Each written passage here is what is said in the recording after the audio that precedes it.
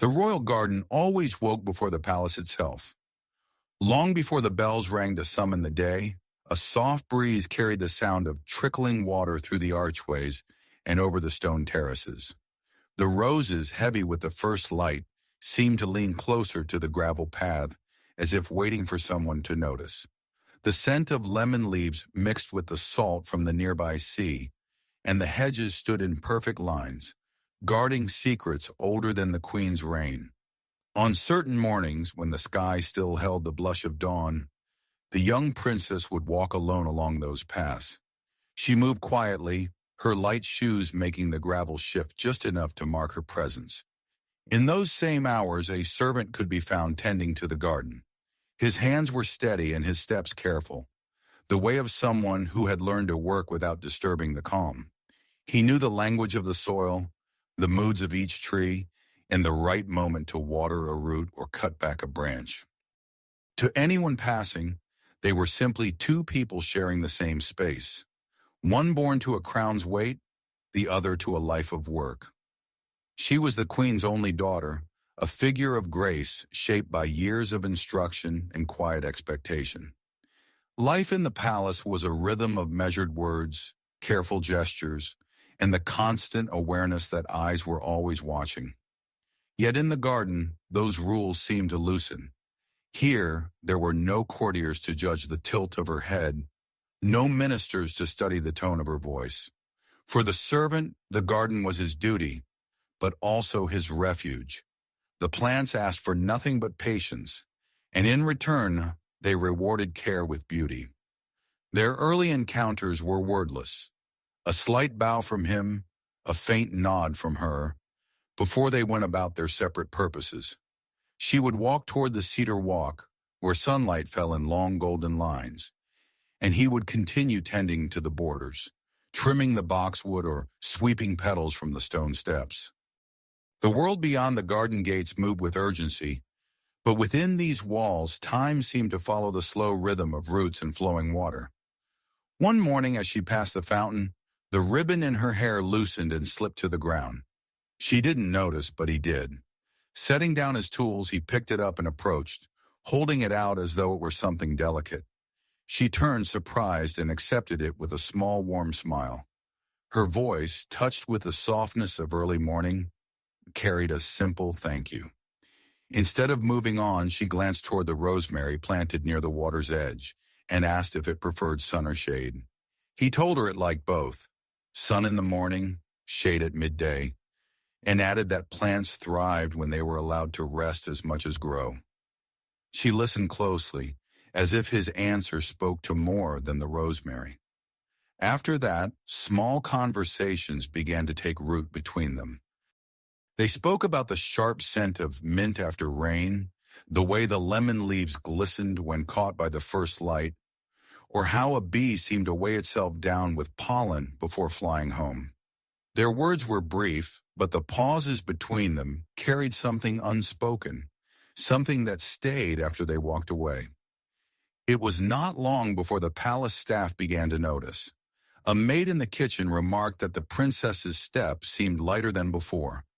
A footman, polishing the brass lamps in the hall, said the servant lingered near the cedar walk longer than his duties demanded.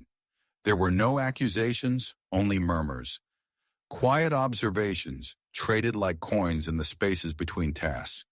The palace had many rules, spoken and unspoken. One of them was that a princess must learn to want what the kingdom needed. Another was that a servant should remain unseen unless called upon. The garden somehow bent these rules without breaking them. On a day when the air felt heavy with the promise of rain, the princess brought a small book bound in blue to the bench near the fountain. She opened it only briefly, then set it aside, letting the sound of the water fill the space between thoughts. The servant passed nearby, carrying a basket of cut herbs. He paused, nodded in greeting, and she asked what he carried.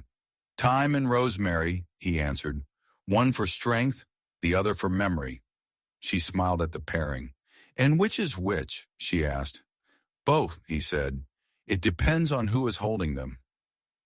The days began to form a quiet pattern. She arrived earlier, sometimes with an apple or a pear, and they would share a few moments of conversation before the palace bells called her back. He would leave small things on the bench, a sprig of lavender, a single rose with the thorns carefully removed. She kept them in her book, pressed between the pages. The collection grew heavier, though the book itself was never any larger. The garden's other keepers, and those who simply passed through, developed their own theories. A kitchen maid whispered that she had seen the princess hand her cup to the servant to fill from the old stone cistern instead of the polished urn in the hall.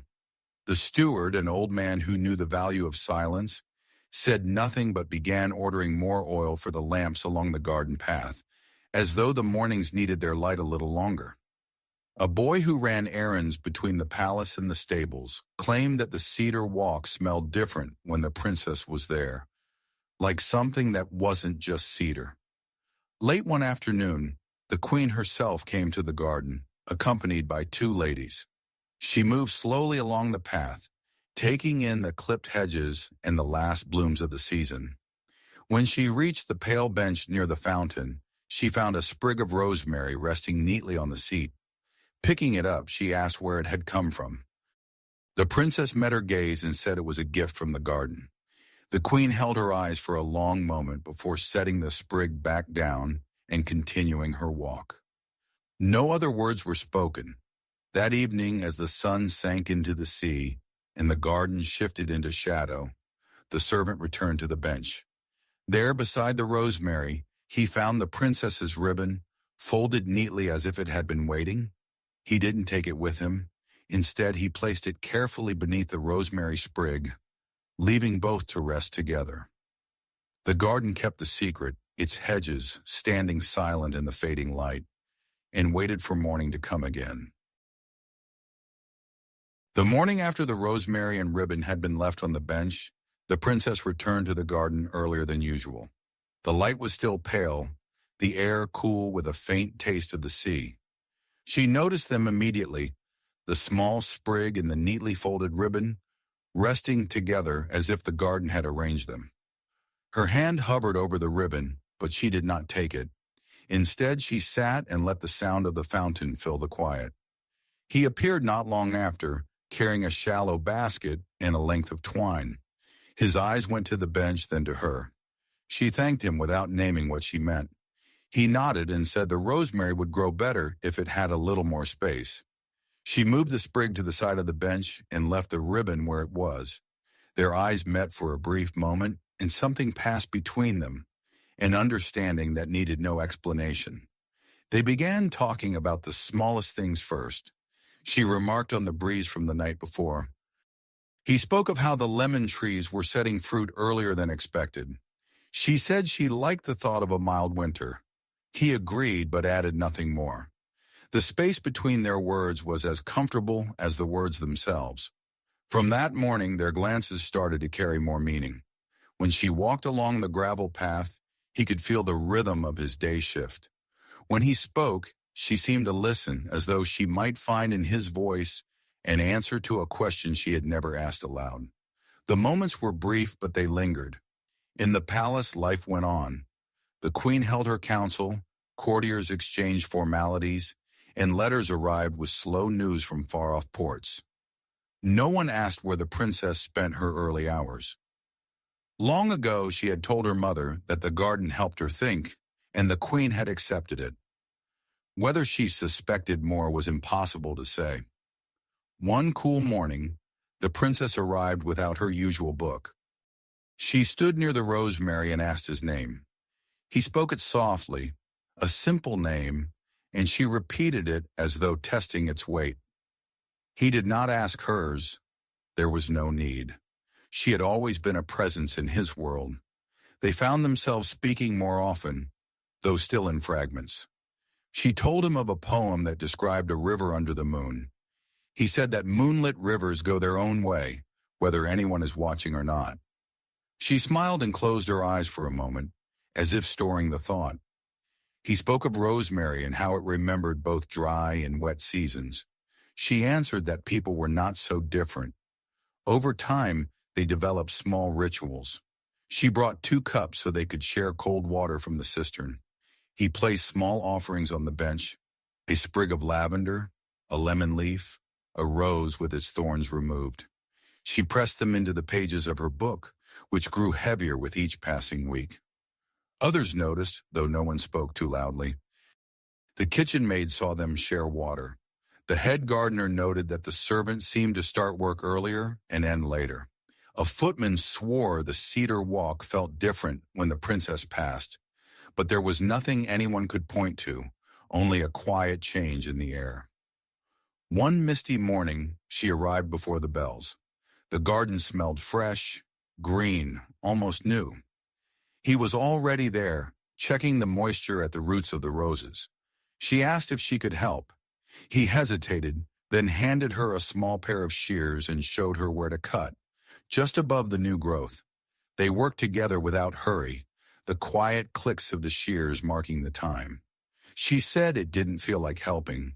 It felt like belonging. He understood but didn't trust himself to say so. When the first bell rang, she prepared to leave. He thanked her for her care. She touched the ribbon hidden in her sleeve and walked toward the terrace. He watched her go, then turned back to the beds. The garden returned to its own rhythm, but something had shifted again. Rumors moved quietly through the palace like low clouds. Some said the princess had been reading about gardens at night. Others claimed the servant had spoken to a priest about the meaning of loyalty. No one carried these stories to the queen. Perhaps they thought she already knew. Perhaps they were afraid of what she might do if she didn't. One late afternoon, they met again at the bench. She poured water into 2 cups and offered one to him. They spoke of the harvest season, of how the air changes before the first frost. He told her that plants sense the change before people do. She said she wished she could do the same. Their eyes met, steady this time, and neither looked away. When she rose to leave, she paused. For a heartbeat, they stood in the same stillness, connected by something both fragile and certain. The garden held the moment as it had held so many before, and promised nothing except that morning would come again. The garden was at its most gentle in the hour before sunrise. The air carried a stillness that even the fountain seemed to respect, softening its voice to a murmur. Mist lay over the gravel paths, curling around the bases of the hedges and drifting low across the flower beds. The sky above was pale and waiting, the kind of sky that promised light but had not yet decided how to give it. It was in these hours that the princess began to arrive more often. She had learned the quiet paths through the palace so she could step outside without waking the household. Sometimes she carried her blue book, other times only the ribbon folded neatly in her hand. Each morning felt like entering a place where time had been paused for her. He was always there before her, not by arrangement but by the habits of his work. He moved along the beds with deliberate care, tending the soil, checking the moisture on leaves, tying back stems that leaned too far toward the path. He greeted her with the same respectful nod as always, but lately there was a warmth in his eyes that matched the soft tone of her replies. They began to make use of the quiet hours in small shared ways. Once, he taught her how to strip the lower leaves from a cutting before placing it in the soil. Another morning, she read aloud a single stanza from her book, a line about how morning light chooses where to fall. He did not speak afterward, but she noticed the way he looked at the sunlight spilling across the rosemary, as if it were an answer. The rhythm of their meetings settled into something both fragile and certain. She arrived when the lamps along the garden paths were still lit, their glow fading slowly against the coming day. He was already at work, but never so busy that he couldn't pause for her. They spoke of weather, plants, and the kind of simple details that filled the time without crowding it. Yet between these small exchanges lay a thread of understanding, invisible but strong. The rest of the palace seemed far away during these hours. The noise of the kitchens had not yet begun. The court's polished shoes had not touched the marble floors. Even the queen, who rose early, had not yet stepped out to the terrace. The garden belonged to them in those moments, though neither would have dared to claim it aloud. One morning, a light frost clung to the edges of the grass. She bent to touch it and felt its quick melt under her fingers. He told her frost could surprise plants, but that some seemed to welcome it. She asked if people could be like that too, welcoming the cold when it came. He thought for a moment and said that perhaps it depended on what warmth they had stored. She nodded as if she understood more than she wished to say. Another day she arrived carrying a small piece of cloth. She unfolded it to reveal a few seeds, gifts from a traveling merchant who had dined at the palace the night before. She asked if they could be planted in the garden. He examined them carefully and said they might take root if given the right place and the right care. Together they found a sheltered spot near the lemon trees, and he showed her how to press each seed into the soil with the gentleness of a promise. They checked the spot each morning afterward. Some days there was nothing new, but the looking itself became part of the hour. She said that sometimes waiting was harder than working. He agreed, adding that waiting was also a kind of work if done with care. As their mornings grew longer, so did the number of small rituals they shared. She began bringing a slice of bread or a few pieces of fruit from the kitchen, and they would eat together on the bench before the first bell. He sometimes saved the most fragrant cuttings from his work to place in her hands before she left. She pressed them into her book or carried them to her room, where their scent lingered into the evening. The garden seemed to notice this growing closeness. The paths stayed clear after wind, as though the air had spared them. Birds landed nearer to the bench. The fountain's water struck the basin in a steady rhythm, like the heartbeat of the place. Even the mist seemed to lift a little earlier, letting the light find them sooner. But the palace noticed too in its own quiet way. The kitchen maid, seeing them together one morning as she crossed the terrace, told the laundress that the princess looked different, calmer, as if she carried a secret that made her lighter. A guard at the gate remarked to a fellow watchman that the young servant worked with a strange kind of contentment lately. No one spoke of it to the queen, but the pattern of observation had begun. One morning, a light rain began just as she entered the garden. The drops made soft circles in the fountain and darkened the gravel under her feet. He was tying back a row of tall stems near the cedar walk. She joined him without waiting for an invitation, holding the twine while he looped and knotted it. Their hands brushed once, briefly, and neither pulled away too quickly. When the rain eased, they stood looking at the sky as it cleared, and she said the garden smelled richer after rain. He answered that it always did, and that some sense could not be captured except in such moments. On the last day before the harvest feast, they met earlier than ever. The sky was still deep blue, and the lanterns along the paths gave off their last glow before fading. She asked if they could walk the entire garden together, and he agreed. They moved slowly, taking in the roses that still clung to their petals, the citrus trees heavy with fruit, the beds where the seeds they had planted were still waiting to wake. When they reached the farthest terrace, they paused to look back at the palace. From there it seemed smaller, as though distance had stripped away its weight. She said that in the garden she could imagine being someone without a crown's shadow overhead. He said that here she was exactly who she chose to be. She looked at him then, directly, and he held her gaze without the usual quick bow of his head. It was not defiance. It was recognition. As the first bell rang from the palace, they began to walk back. Near the bench, she reached into her sleeve and drew out the ribbon. She placed it on the seat beside the rosemary sprig that had stayed there longer than either expected. "Keep it safe," she said quietly. He nodded, not trusting himself to speak. They parted without looking back, but the morning had left a trace on both of them.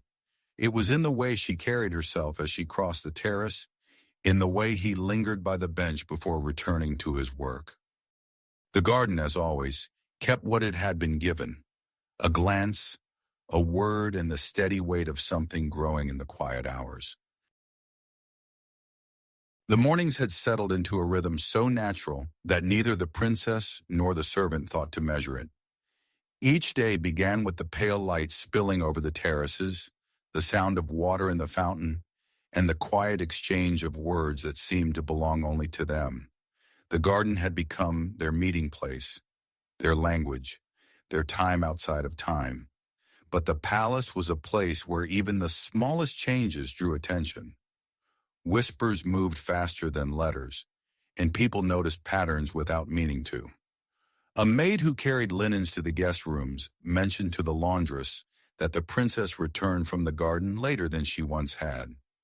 A guard at the east gate remarked to another that the young servant often left his tools on the bench near the fountain, as though expecting to return there before the day was done. The whispers grew into small stories, traded between hands like fragile glass. Some said the princess had taken an interest in gardening. Others suggested that the servant was unusually skilled with words for someone in his position. A lady-in-waiting claimed she had seen them walking the length of the cedar walk together, their steps unhurried, as if they were alone in the world.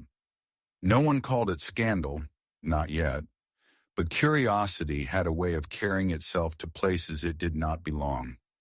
One morning the air carried the cool edge of autumn. The princess arrived with a basket covered by a white cloth. When she lifted it, the servant saw bread still warm from the oven and a small jar of honey. They sat together on the bench, tearing the bread into pieces and dipping it into the golden sweetness. It was a simple meal, but in the quiet hour before the bells, it felt like a feast.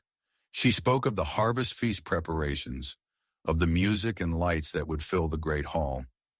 He listened, picturing a world he would never be invited into, and found that it didn't matter.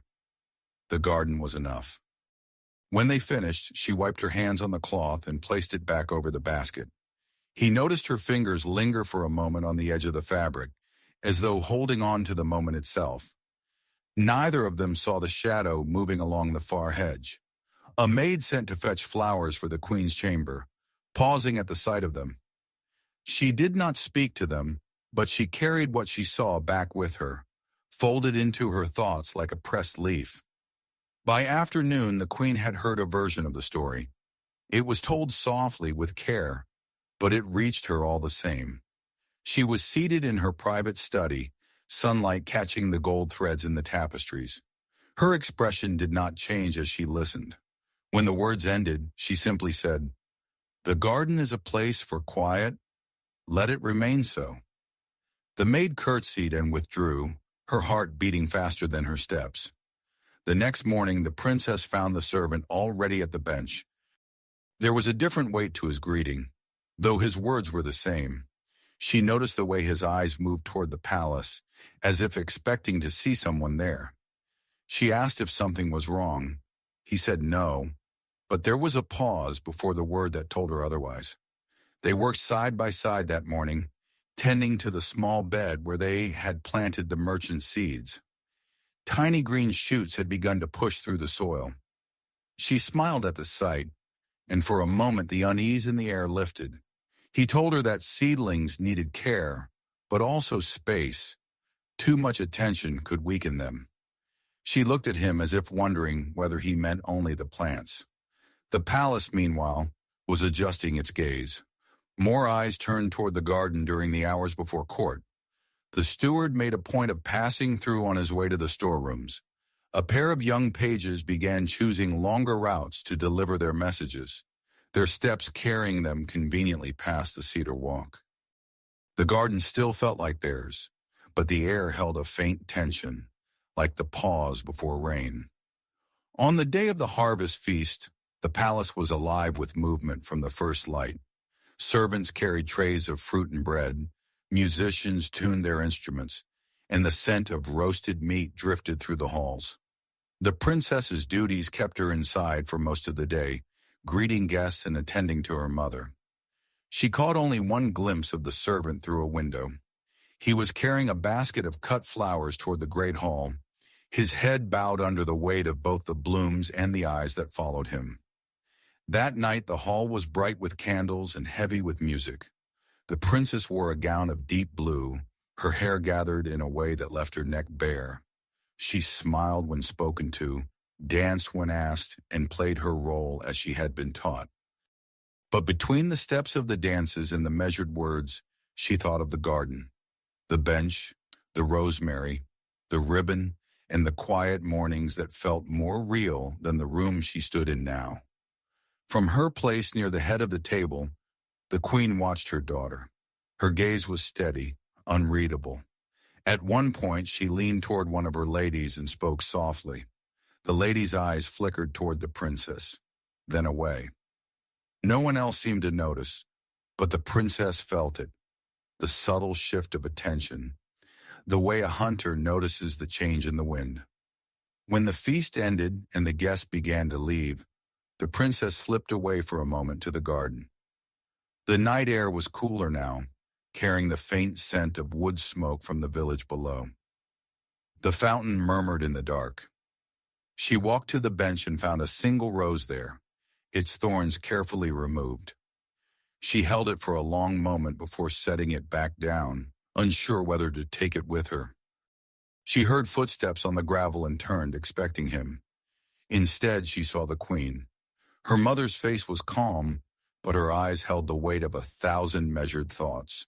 She stepped closer, glanced at the rose, then at her daughter. "You spend much time here," the queen said. It was not a question. "Yes," the princess replied. "It's quiet here." The queen's gaze shifted to the fountain, as though listening to its voice. "Quiet can be a gift," she said, "but too much of it invites questions." The princess lowered her eyes, unsure how to answer. The queen rested her hand briefly on the back of the bench, then turned to leave. "Come inside," she said. "The night is cold." And just like that, she was gone, her steps disappearing into the shadows of the palace. The princess sat for a few moments longer, the rose still on the bench beside her. She touched its petals and thought of the morning to come. She did not know if the garden would feel the same after tonight, but she knew she would be there, and she hoped he would be too. The morning after the harvest feast was colder than it should have been. The garden lay under a thin veil of mist, the hedges dark and still, the fountain's voice quieter than usual. The princess walked the familiar path with a strange heaviness in her steps, as if the air had grown thicker overnight. She carried no book, no ribbon, nothing in her hands. He was waiting at the bench, the basket of tools beside him untouched.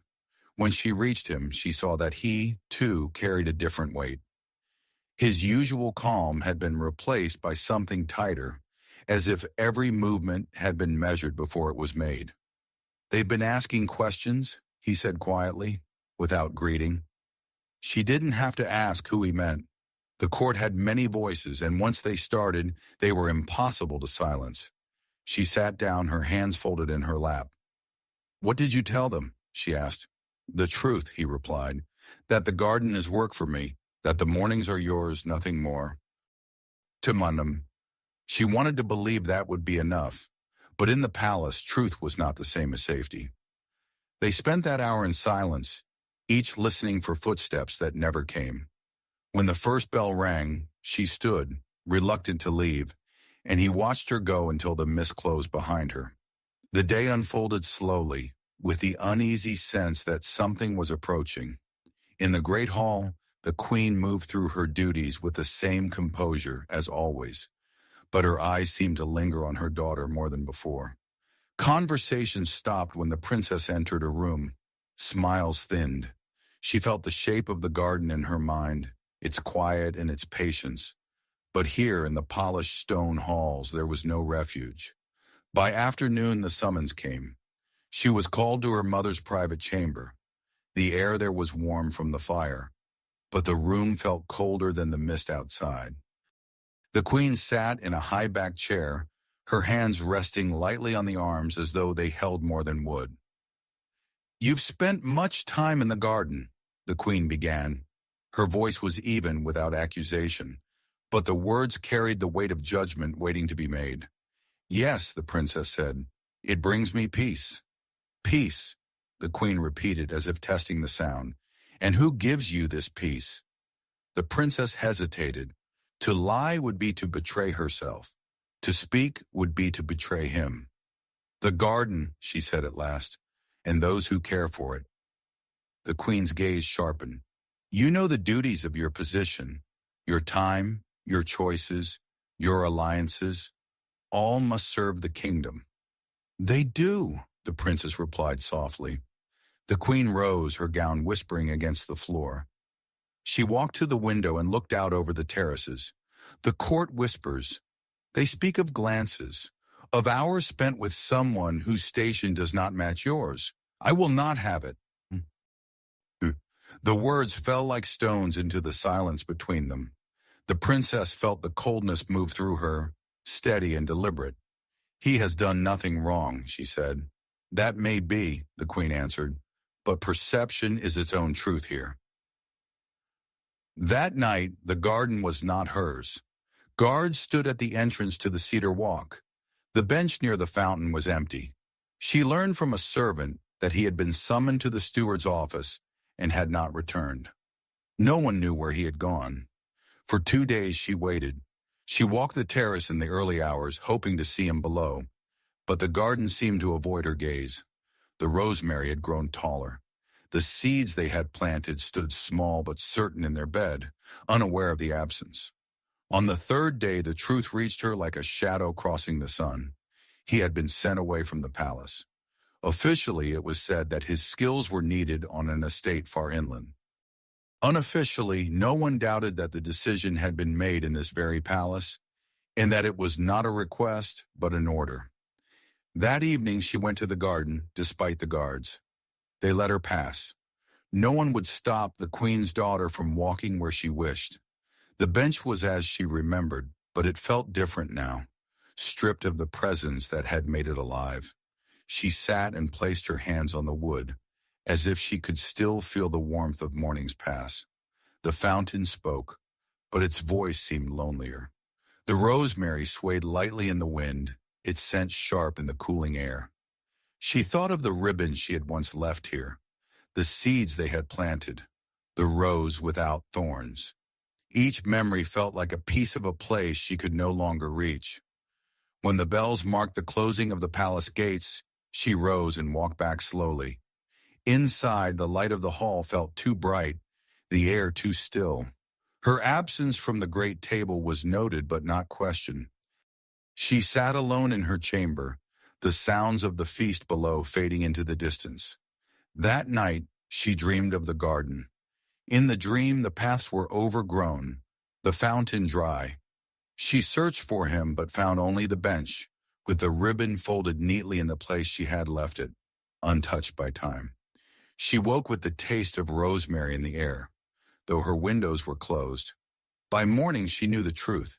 The garden had been the one place where she had felt free, and now it had been taken from her, not by locks or guards, but by the absence of the one who made it more than stone and leaves. And in losing him, she felt she had lost the part of herself that belonged to those quiet hours. The days after his departure blurred into a quiet pattern. The princess still woke before the first bell, but the garden no longer answered her steps the same way. She walked the cedar path alone, her footsteps sounding sharper on the gravel. The fountain still sang. The rosemary still gave its sharp green scent, yet both felt slightly out of tune, as though they too were holding their breath. In the palace, his name was no longer spoken openly. Officially, he had been sent inland to serve on another estate. Unofficially, people simply moved on, as if the mornings in the garden had never existed. It was a strange kind of erasure, one that made her wonder if she had imagined it all. But the garden seemed to remember. Some mornings she noticed a stem cut with unusual care, a sprig of lavender resting neatly on the bench, or the gravel along the cedar walk brushed into perfect lines before any other gardeners had arrived. Perhaps it was coincidence. Yet each sign felt like a whisper that someone was still there. Then one misty morning, she found a folded piece of parchment tucked beneath the rosemary. Her name was written in a careful, familiar hand. She sat down before opening it. The words were few. The garden keeps its own time. Trust it. Her fingers closed around the paper, as though it might vanish if she let go. She looked around the garden, empty except for a gardener in the far distance, intent on his work. She slipped the note into her sleeve and stayed until the first bell rang. That day she thought she saw him twice. Once in the market court among the delivery wagons, his head lowered beneath a cap, and again near the far gate speaking quietly to the steward. Each time the figure vanished before she could be certain, but her heart told her the truth her eyes could not confirm. The nights brought new signs, the faint scent of rosemary in her chamber when no flowers had been brought in, a sprig of mint on her windowsill, and then 3 nights before the full moon, a soft sound at the window woke her.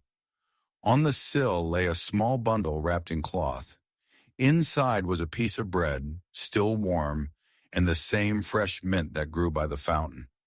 The next morning she went to the garden before even the lanterns were out. The air was cold enough to sting her hands. She waited on the bench, the rosemary brushing against her sleeve. At first there was only the sound of water. Then from the far end of the cedar walk, a figure emerged between the hedges. It was him. Not in his work clothes, but in plain garments, like any traveler. She stood, and for a moment neither of them moved. Then he crossed the gravel, his steps as quiet as she remembered. "They think you're gone," she said. "I am, to them," he answered. He told her the Queen's order had been real, but before it could be carried out, he had spoken with the steward, an old friend of his family. With the steward's help, he had slipped away before the official escort could find him, returning at night to tend the garden unseen. "Why?" she asked. "Because leaving as they planned would mean never seeing you again." His voice was low, steady. In the quiet, the fountain seemed to slow its rhythm. She wanted to ask him to stay, to fight the order, but she knew the palace too well. Instead, she listened as he told her his plan.